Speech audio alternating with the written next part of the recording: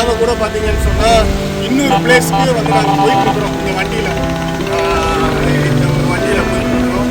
So நிறைய நடந்துகிட்டே தான் இருக்கும். ஒவ்வொரு இடமும் ஒவ்வொரு மலைகளாக இப்போ நீங்கள் பார்க்குறீங்களே, இதுக்கு அந்த சைடில் மலைகள் எங்கள் இடத்துலலாம் நடந்துட்டு தான் இருக்குது. அந்த ரெஸ்கியூ ஒர்க் நடந்துட்டு இருக்குது.